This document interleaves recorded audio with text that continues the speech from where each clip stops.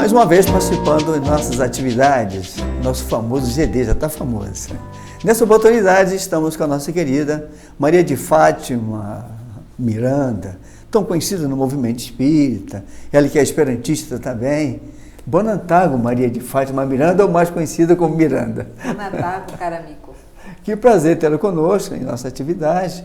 Você que tanto tem se referido com relação às atividades mediúnicas também, além de palestras aqui, ali e acolá. Como é que você vê a mediunidade como um todo, de modo geral? Porque muitos acham que mediunidade é só coisas criadas pelos espíritos, que isso não existe e tal. Como é que você vê isso? Na realidade, no prefácio para a prece para os médiuns, lá na coletânea de preces no final do Evangelho segundo o Espiritismo, Kardec, sabiamente no prefácio, ele coloca que Deus nos dotou de visão física para que vivêssemos no mundo enquanto encarnados, né? Nos situando nos espaços. Para pesquisarmos o macro, deu a inteligência ao homem na conquista do telescópio. Para pesquisar o micro, esse mesmo homem desenvolveu o microscópio. E para acessar o mundo invisível, Deus nos dotou de mediunidade. É nisso que cada um de nós, a seu nível, tem a sua mediunidade, de acordo com os pensamentos, sentimentos, emoções e propósitos a que se empenham na vida do dia a dia. Por que tanta dificuldade para as pessoas compreenderem? Aliás, as religiões, de modo geral, vem tudo isso com um pé atrás, quando não dão nomes que não tem nada a ver. Por que isso? Isso é uma coisa atinente a nós espíritos. Sim, é natural, porque nós somos esses homens ainda envelhecidos nos objetivos, não é? Que durante muito tempo nos prevalecemos uns sobre os outros, lidando com esses fenômenos do espírito de forma como se fosse o sobrenatural.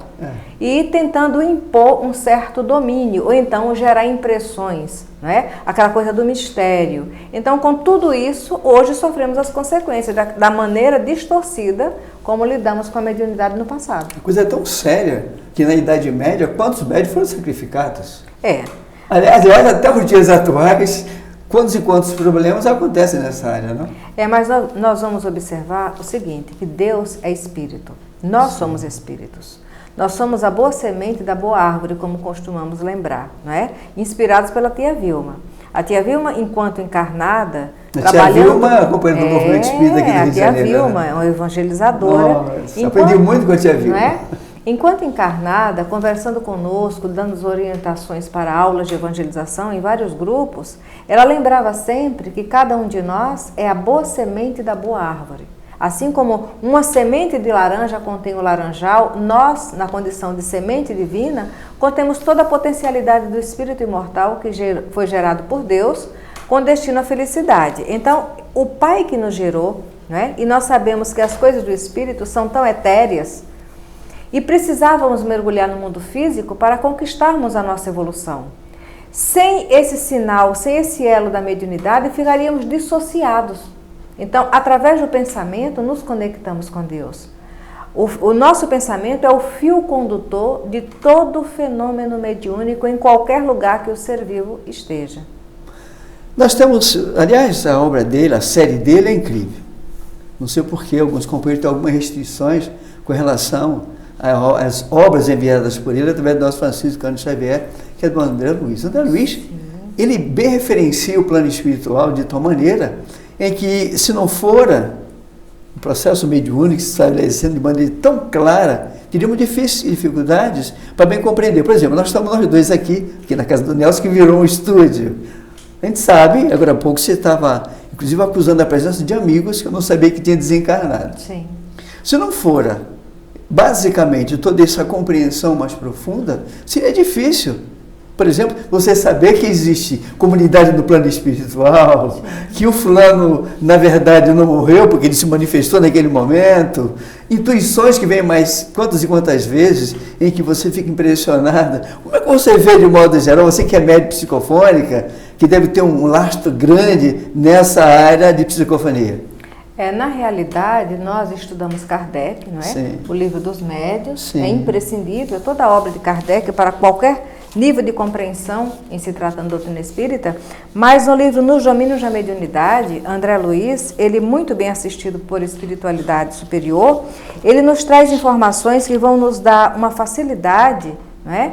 na compreensão de certos desconfortos e desafios que nós médios enfrentamos no dia a dia. Sim. Então, só por exemplo, quem tiver intenção, curiosidade, na abertura do livro Nos Domínios da Mediunidade, nós vamos encontrar Emmanuel nos falando sobre raios, ondas e médios e mentes. Só aqui ele nos dá nos dá a possibilidade de compreendermos tudo que envolve, né, essa realidade. Você falou Emmanuel? Emmanuel, prefaciando o livro Nos Domínios da Mediunidade. Olha que maravilha. Em relação às obras do André Luiz, nós nos esquecemos, às vezes, o seguinte, é que o conteúdo dessas obras não partiu simplesmente da mente do André Luiz.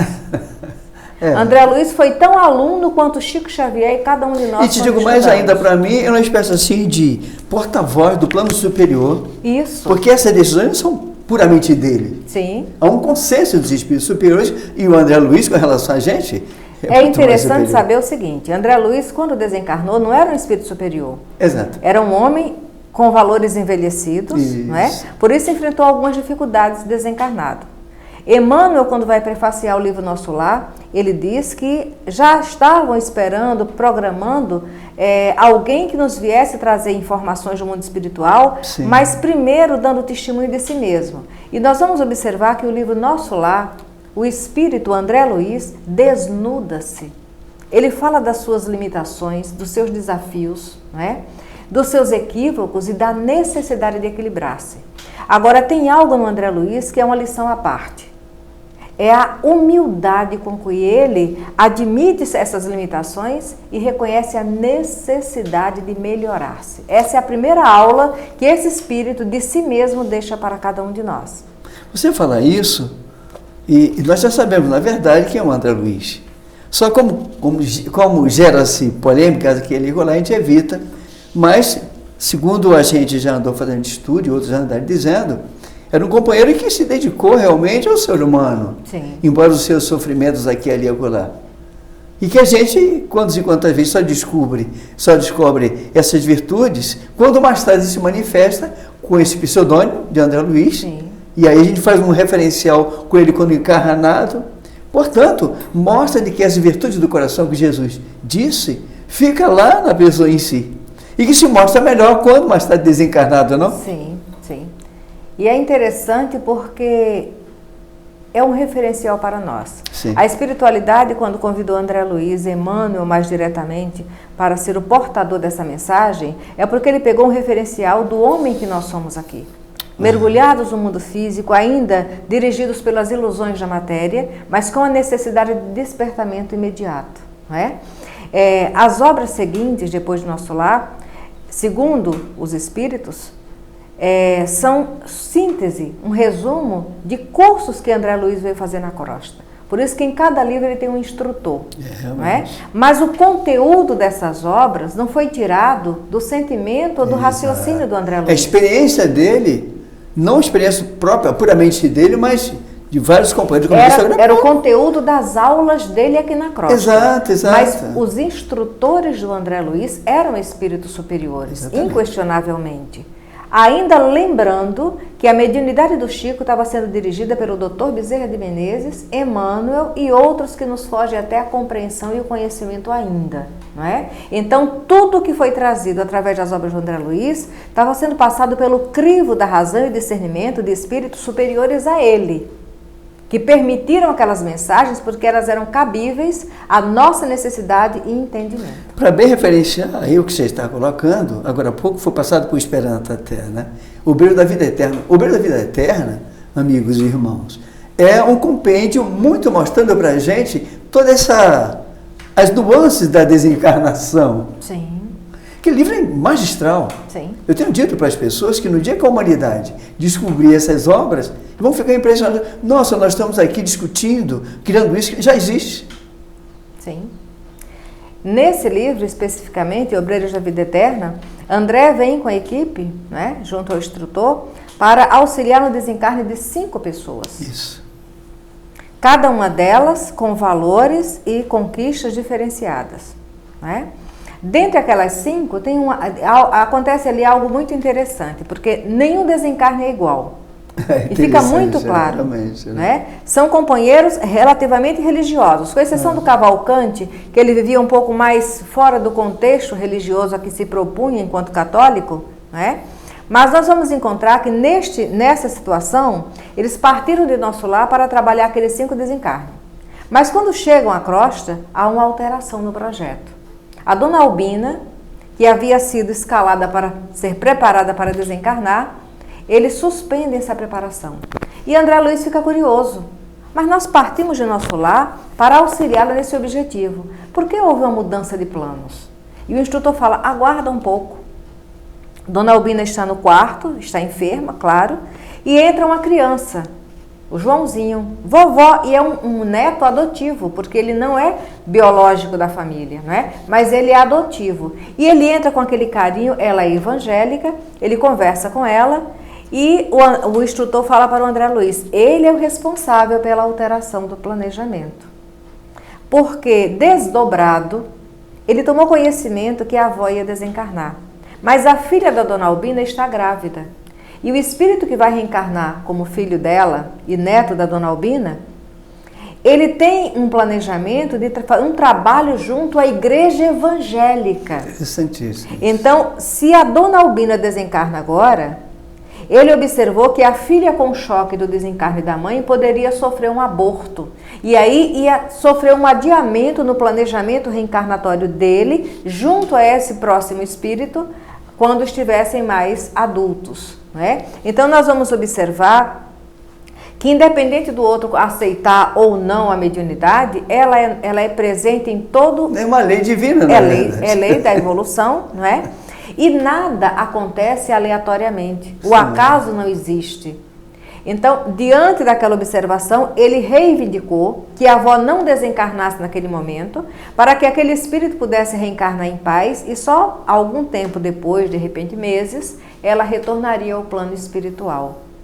Tem informações nessa obra que nos deixam um leque de aprendizado. Aliás, essa obra, como disse para você, como você, ao abrir o livro dos médiuns, eu tenho comentado com as pessoas, para mim, é o maior compêndio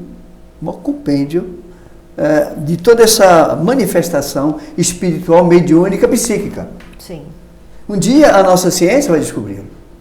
E a gente lamenta profundamente quando às vezes o pessoal faz restrições, mas é coisa de religião, esquecendo, na verdade, que são leis divinas que estão se manifestando cada vez mais clara, para que a gente possa bem nos referirmos e, naturalmente, bem compreender. Mas se você está pegando, pode continuar, por favor, com o livro. Por isso, que nesse prefácio, nos domínios da mediunidade, do André Luiz através do Chico, Emmanuel ele deu prioridade em esclarecer sobre raios, ondas, médios e mentes. Exato. Porque o nosso pensamento é contínuo, não é?